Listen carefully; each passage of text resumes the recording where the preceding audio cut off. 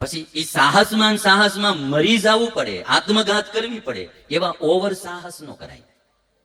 સાહસ જરૂર કરવું પડે જરા તરા, પણ પછી આપણે હાવ વયું જવું પડે દુનિયા છોડીને, એવું સાહસ ન કરાય. એટલે પછી ધંધામાં એ આમ ખોટમાં આયલો જાતો હોય, ધંધો બિઝનેસ ડૂબો જાતો હોય, તો એને શું હોય કે હું મારી રીતે બારો નીકળી જાઉં. એના બાપુજીની વાત ન કરે, પપ્પા આવું, કારણ કે એ લોકો ઝાઝા ચોમાસા કાઢ્યા હોય એટલે એને થોડોક અનુભવ હોય, એને અમુક ખબર હોય કે આમ કરાય આમ ન કરાય.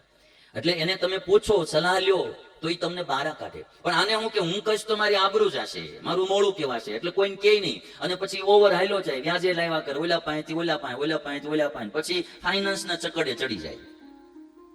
એકવાર એમાં ગયો એટલે પછી બારું નીકળવું બહુ ઓછું બને.